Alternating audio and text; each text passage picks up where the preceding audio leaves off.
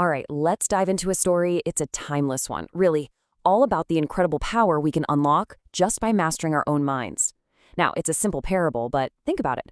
In our world, with notifications and feeds coming at us from everywhere, this lesson might be more important now than ever before. So, it all starts with this one powerful idea. A father tells his son, "Your mind is like a wild horse." And that right there sets up the whole challenge of the story, doesn't it? If you don't learn how to tame this incredibly powerful force inside you, well, it's going to run wild and drag you places you never, ever wanted to go.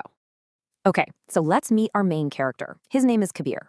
And he's a bright kid, really intelligent, but like so many of us, he's got this one big problem that's kind of holding him back from his real potential. And Kabir's internal battle, man, it's a familiar one, right? On one hand, he totally intends to be productive. He sits down to study or read a book or do something important. But on the other hand, his mind, that wild horse we talked about, is just constantly pulling him in a million different directions. He wants to study, but his brain is already jumping to his phone, his friends, the game he wants to play. I mean, sound familiar? I think we've all been there. And, for a long time, Kabir just kind of blew off his dad's whole wild horse warning. He probably thought it was just some old-fashioned advice. He didn't really get it. He had no idea that every single time he let himself get distracted, he was basically giving away a little piece of his own future, of his own potential. So, his father sees him struggling, and he knows that just talking about it isn't going to cut it. Kabir needs a different kind of teacher. So he takes him to meet this wise old guru, a man who's famous for helping young people find their way. Now, the guru, he gives Kabir this really simple but brilliant test. He says, take this glass of water, filled to the brim, and walk around this garden. The only rule, don't spill a single drop.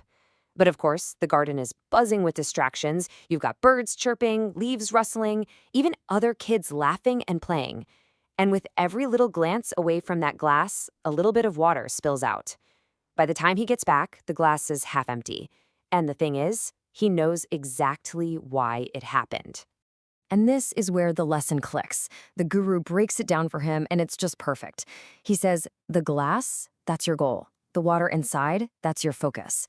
It's precious, and you only have so much of it. Every single time your mind wanders, you're spilling that focus, and it makes it that much harder to ever reach your destination with a full glass. And this was the big aha moment, the real turning point. It wasn't just his dad's words anymore. Kabir had actually felt it. He physically experienced what it was like to lose focus, to see the cost of distraction right there in his hands. That vague, abstract idea of focus suddenly became as real as the water he just spilled on the ground. But, understanding the problem, that's just step one. Now comes the really hard part. He had to actually put that lesson into practice every single day. It was time to start training that wild horse. And he was smart about it. He didn't try to change everything all at once. Nope. He started with small, consistent habits. Things like just waking up at the same time every day, limiting his phone use, a big one for all of us, and really committing to doing just one thing at a time. Oh, and here's a crucial part. He started doing just a few minutes of meditation every morning just to help calm that inner storm. And let me be clear, this was not easy at all. The habit of being distracted was so strong. His mind still wandered all over the place. But here's the difference. Now he was aware of it. And every single time his mind strayed, he would gently but firmly pull it back. And that right there is the exercise. It's like a bicep curl for your brain. Each time you pull your focus back, that muscle gets a little bit stronger. So, what happens when you stick with that tough practice, day in and day out? Well, that's when the magic starts to happen. That's when the real transformation begins. And all that potential starts turning into actual measurable results. So as the days turned into weeks, Kabir started to feel real changes. We're talking noticeable improvements here. His memory got sharper, his grades jumped up. But what's really interesting is this other piece. He just felt calmer. That constant mental chaos inside his head, it was finally starting to quiet down. You can really see the power of compounding effort here, can't you? It starts out as a real struggle. Then, after a few weeks, you see some noticeable improvements. And then, boom, after a full year of staying consistent, Kabir feels ready for the big leagues, a major national academic competition. Okay, so picture this. He's at the competition.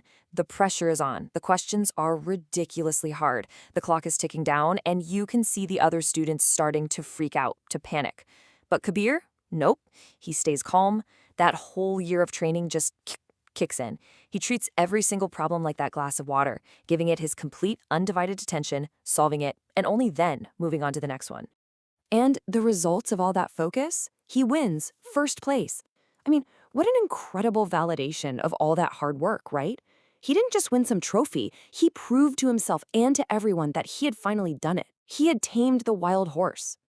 So look, this isn't just a nice little story about a boy named Kabir. It's really a blueprint, a roadmap for every single one of us on how to take back control of our own attention and, in doing so, unlock our own potential.